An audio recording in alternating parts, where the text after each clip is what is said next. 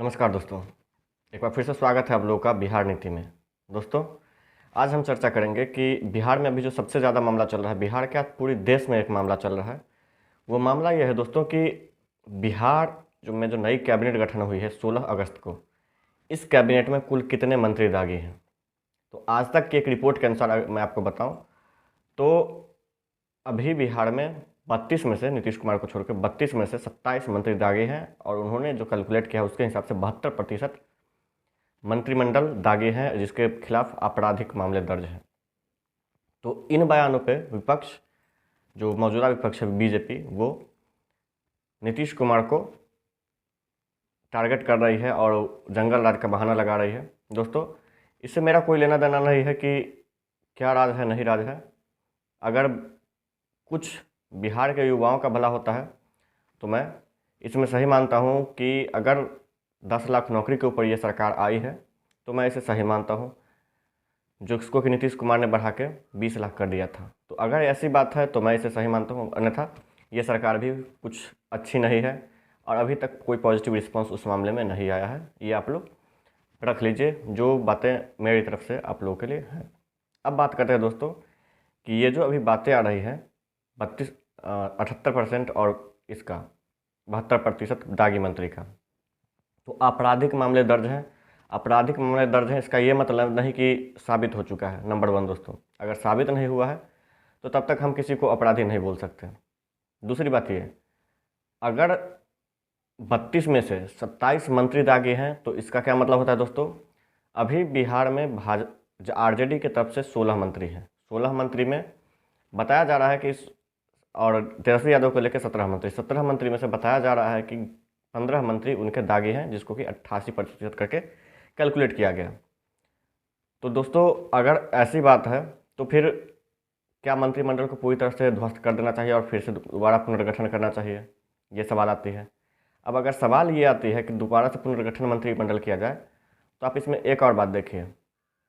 अगर 15 मंत्री, 27 में से 15 मंत्री आरजेडी के दागी हैं तो फिर बाकी बच गए एक मंत्री, जो इसमें बातें आ रही है कि एक मंत्री बिहार में कांग्रेस का है, वो भी दागी है। तो 16 हो गए दोस्तों, 15 और 1 16। जीतन राम मांझी के सुपुत्र संतोष कुमार मांझी को भी आपराधिक मामले में लिप्त बताया जा रहा है और उन पर भी एक केस है। ये हो गया दोस्तों, 17 हो गए। अब आते हैं 10 मंत्री, ये हो गए जदयू के। और जहाँ तक हम और आप जानते हैं दोस्तों, तो जदयू का पूरा मंत्रिमंडल जो पिछली बार था वही इस बार भी है। अगर पिछली बार वाला मंत्रिमंडल इस बार भी है तो इससे पहले जब तक नीतीश कुमार भाजपा के साथ थे तभी क्या वो मंत्री 10 जो भी जदयू वाले हैं, 10 और 11 जो भी हैं, अगर वो मंत्री पुराने मंत्री हैं, अभी भी हैं, तो क्या जब तक भाजपा के साथ थे उनका अपराध क्षम्य था? ये एक सवाल है दोस्तों, भाजपाइयों से, भाजपा के दलों से, भाजपा के नेताओं से और भाजपा के खरीदे हुए पत्रकारों से। दोस्तों, दरअसल बात यह है कि उसी रिपोर्ट में आज तक का एक और न्यूज़ आर्टिकल मैं आपको स्क्रीन पे अभी दिखा रहा हूँ। इस पर आप देख सकते हैं कि बताया जा रहा है कि बिहार में जब भाजपा के साथ मंत्रिमंडल गठित था आज से 10 दिन पहले, उस वक्त भाजपा के 14 में से 11 मंत्री दागी थे, जिसको आप कैलकुलेट कीजिएगा तो 11/14 इंटू 100 करके तो परसेंटेज में आपको ये 78% आएगा। अभी बिहार में बताया जाए 72%। तो क्या मंत्रिमंडल पहले दागी था या अभी दागी है, ये एक बात है जो कि भाजपा को और सरकार को, भाजपा को जवाब देना चाहिए और जो मीडिया है इसके पीछे उनको भी जवाब देना चाहिए कि मंत्रिमंडल पहले दागी था या मंत्रिमंडल अभी दागी है। तो मैं इन बातों को आपके बीच लेके आया हूँ। क्या अगर ये बात सही है तो आप लोग कमेंट कर सकते हैं कि अगर मैं गलत हूँ या सही हूँ। दरअसल दोस्तों, कहीं ना कहीं सिर्फ और सिर्फ मीडिया अभी पूरी तरह एक तरफ कॉन्सेंट्रिक हो गई है, एक ही तरफ उनका ध्यान है। कैसे किसी तरह बिहार की सरकार को अस्थिर करने की प्लानिंग भाजपा ने पूरी मीडिया को लगा दिया है उसके पीछे।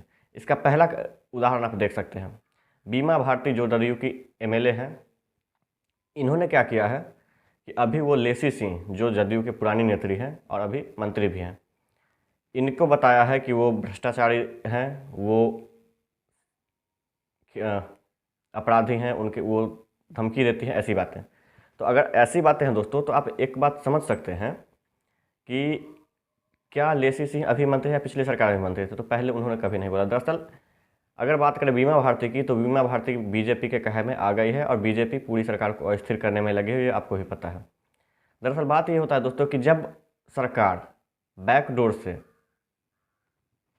महाराष्ट्र में बनती है तो वो कानून का पालन हो जाता है, जब सरकार मध्य प्रदेश में बनती है तो वो कानून का पालन होता है, जब सरकार कर्नाटक में बनती है तो वो कानून का पालन हो जाता है। लेकिन जब बिहार में फेल हो जाते हैं तो वो जनमत के साथ धोखा होता है।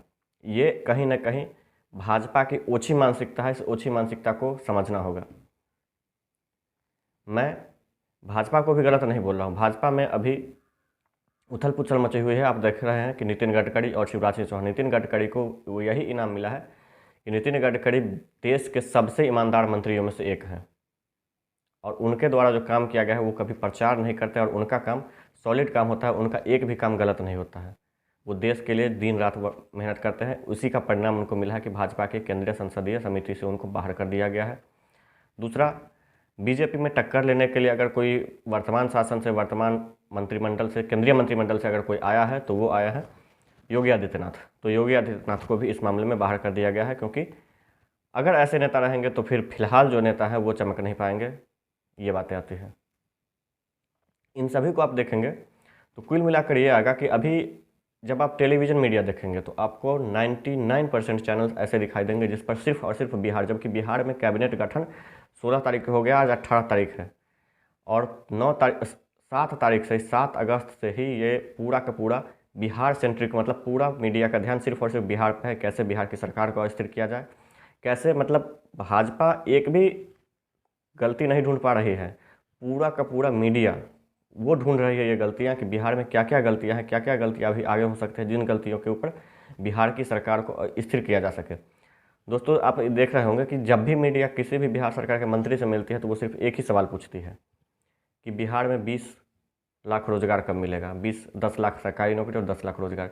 तो दोस्तों सरकार का गठन का भी 2 दिन हुआ है, ये अलग बात है। किसी मीडिया ने अभी तक 2 करोड़ रोजगार का पूछा नहीं पूछा, क्यों? क्योंकि उनको स्थिर अस्थिर जो करना है वो केंद्र सरकार को नहीं, उनको अस्थिर करना है सिर्फ और सिर्फ बिहार सरकार को। तो ये बातें हमें भी समझनी होंगी, आपको भी समझनी होगा, पूरे देश को समझना होगा कि मीडिया कहीं ना कहीं इस देश को अस्थिर कर रही है, इस राज्य को अस्थिर कर रही है और इसका बहिष्कार करना होगा। जहाँ तक मैं समझ रहा हूँ, मैं किसी एक का पक्ष नहीं ले रहा हूँ। गलतियाँ ये भी है। अब सवाल ये भी आता है कि रोजगार के बाद जो पहली कैबिनेट की मीटिंग में बातें थी, अभी तक उसके मामले में कोई कदम नहीं उठाया गया, तो इसके मामले में भी तेजस्वी यादव से सवाल पूछा जाना चाहिए। हाँ, लेकिन इस तरह नहीं कि सरकार को बदनाम करके अस्थिर किया जाए। सरकार रहेगी तभी रोजगार मिलेगा, सरकार नहीं रहेगी रोजगार नहीं मिलेगा, नौकरी नहीं मिलेगी, ये सभी जानते हैं, मैं भी जानता हूँ, आप भी जानते हैं।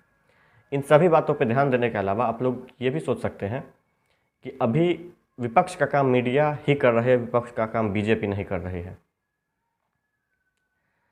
तो इसके अलावा अगर बात करें दोस्तों, तो जो आप लोग देख सकते हैं, आपको मैं सारा का सारा आपको दिख गया होगा स्क्रीन पे, जो भी मामले आ रहे हैं, जो भी सच है या झूठ है, मीडिया आपको कैसे बताएंगे वो देखिए। जी न्यूज़ इसके मामले में कहती है कि सुशासन के सरकार में कुशासन वाला मंत्रिमंडल, आपको स्क्रीन पे दिख रहा होगा। आप सोच के देखिए दोस्तों, 2 दिन में ही ये सुशासन का कुशासन, क्या दूसरे स्टेट्स में जो हो रही है उसमें कुशासन नहीं है? सिर्फ बिहार में ही पूरा का पूरा जी न्यूज़ का ध्यान क्यों है? क्योंकि उनको सिर्फ और सिर्फ बिहार को अस्थिर करना है। इन मामलों से हमें भी बचना होगा, आपको भी बचना होगा और देश को बचना होगा। तो फिलहाल इस वीडियो में इतना ही। आप लोग ज़्यादा से ज़्यादा इस वीडियो को शेयर करें और ज़्यादा से ज़्यादा लोगों के पास पहुँचाएँ। धन्यवाद।